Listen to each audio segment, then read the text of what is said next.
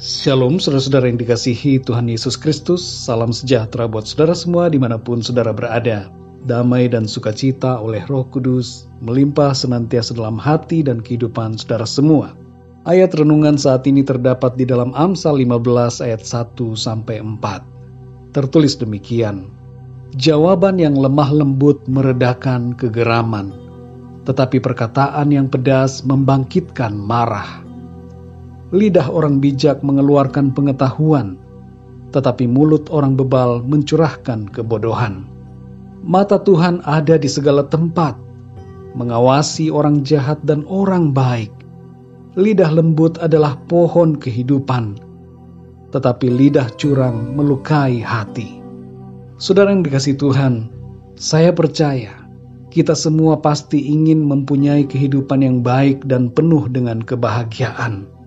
Pada dasarnya tidak ada orang di dunia ini yang ingin hidupnya tidak tenang dan hancur berantakan. Semua orang mau keadaan hidupnya penuh kedamaian dan berkat. Tapi sayang sekali saudara, ada banyak rumah tangga yang hancur hari-hari ini. Penyebabnya yang utama adalah karena saling melukai melalui ucapan. Ada banyak hubungan orang tua dan anak menjadi rusak karena saling melukai melalui ucapan.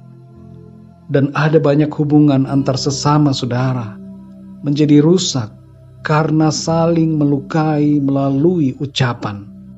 Saudara yang dikasihi Tuhan, hari ini kita mau belajar dari hikmat firman Tuhan. Bagaimana caranya agar hidup kita penuh dengan kedamaian.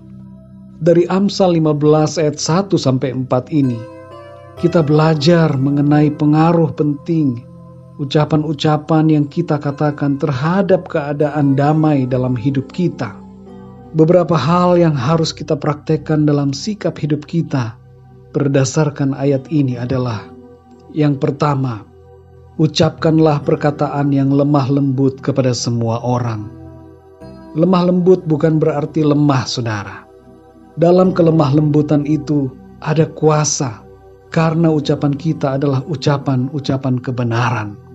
Yang kedua, saudara, kalau orang lain mengucapkan kata-kata yang membuat saudara marah, jangan dibalas dengan ucapan yang juga membangkitkan amarah, tapi balaslah dengan ucapan perkataan yang lembut, yang meredakan amarah. Mari kita pahami, saudara, dalam ayat yang ketiga dikatakan, mata Tuhan ada di segala tempat, mengawasi orang jahat dan orang baik. Makna dari ayat ini adalah bahwa segala ucapan kita diketahui dan didengar oleh Tuhan. Tuhan melihat dan mendengar bagaimana sikap kita dalam perkataan. Karena itu hati-hatilah dengan setiap ucapan yang keluar dari mulut kita. Tuhan akan membela orang-orangnya yang benar, saudara. Jadi jangan kita takut. Meskipun kita nampaknya dikalahkan dengan ucapan-ucapan yang buruk dari orang lain, dan kita hanya menyampaikan kata-kata yang lemah lembut, tapi Tuhan ada di pihak kita. Dan kalau Tuhan ada di pihak kita, maka kita akan dibela oleh Tuhan. Percaya, saudara, akan ada kedamaian dan kebahagiaan bila kita senantiasa mengucapkan kata-kata yang lemah lembut. Lemah lembut bukan berarti tidak tegas, saudara. Ketegasan dapat dinyatakan meskipun dalam kelemah lembutan. Saudara yang dikasihi Tuhan, kalau saudara ingin pernikahan saudara langgeng sampai tua, belajarlah menahan lidah dari perkataan yang menyakitkan pasangan hidup saudara. Berikanlah pujian, ucapan terima kasih, dan penghargaan melalui perkataan kita. Kapan terakhir saudara memuji pasangan hidup saudara? Apakah saudara selalu mengomel dan menyakiti hati pasangan hidup saudara? Mari mulai hari ini, belajarlah untuk mengubah kata-kata saudara.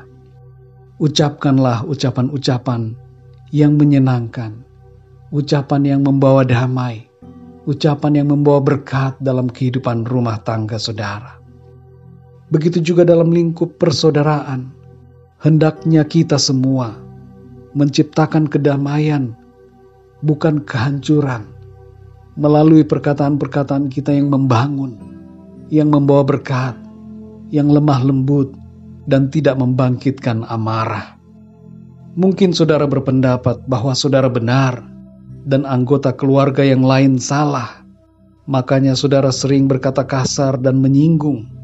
Alasan yang seperti ini sebenarnya lahir dari keegoisan kita.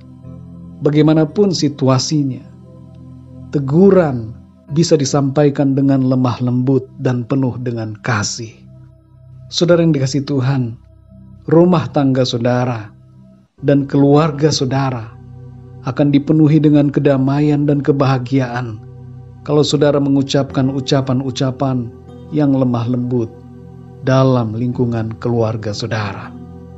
Dalam usaha dan pekerjaan saudara, berlaku juga hal ini.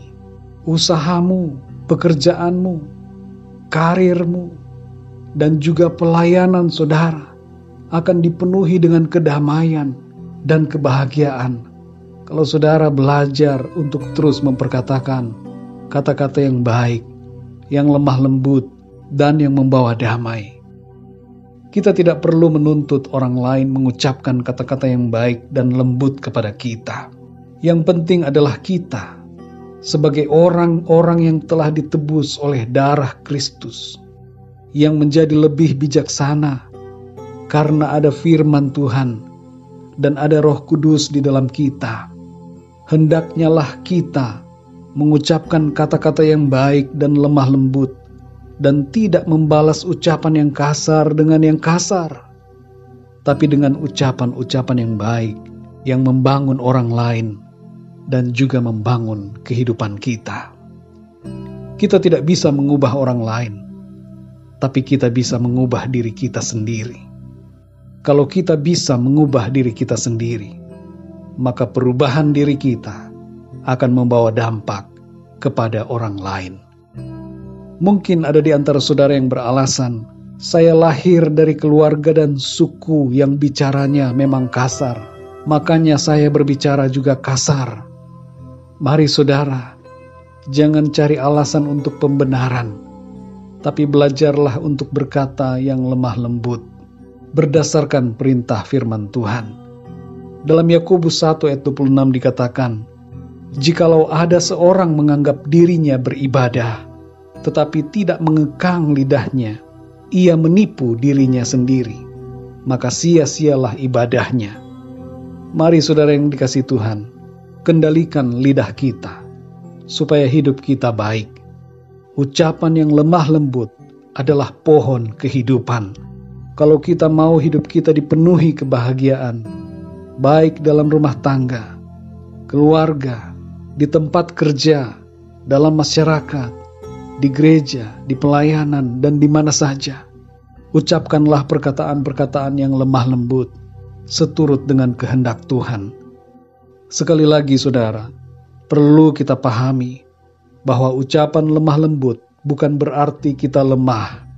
Ucapan lemah lembut bukan berarti kita mentolerir ketidakbenaran. Bukan pula berarti kita menutup mata terhadap dosa.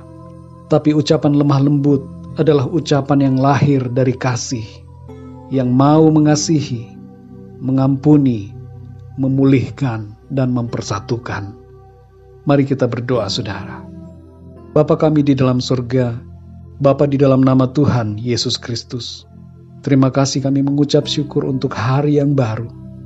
Kami diberikan kekuatan dan kesehatan, dan berkat-berkat yang baru Tuhan sediakan. Terima kasih kami bersyukur kembali untuk firman-Mu yang mengajarkan kami untuk menjaga lidah kami dari ucapan-ucapan yang kasar dan yang membangkitkan amarah. Ajar kami ya Tuhan untuk mengucapkan perkataan-perkataan yang lemah lembut, yang membangun dan yang membawa damai dalam kehidupan kami, baik dalam keluarga, rumah tangga, di lingkungan tempat kerja kami, dalam kehidupan persaudaraan, dan dalam pelayanan, serta dimanapun. Ajar kami ya Tuhan, untuk mengucapkan perkataan-perkataan yang lemah lembut dan yang membawa damai dalam hidup kami. Terima kasih Tuhan. Pimpin hidup kami ya Roh Kudus di sepanjang hari ini, agar kami senantiasa hidup seturut dengan kehendak firman-Mu. Terima kasih ya Bapa. Dalam nama Tuhan Yesus Kristus, Tuhan dan Juru Selamat kami berdoa dan mengucap syukur. Haleluya. Amin. Puji Tuhan, saudara yang dikasihi Tuhan, saya percaya firman Tuhan menjadi berkat dan kekuatan buat saudara semua. Dan Roh Kudus akan menolong saudara untuk lebih lagi memahami kebenaran firman Tuhan. Tuhan Yesus memberkati saudara semua. Sampai jumpa dalam renungan yang berikutnya. Haleluya.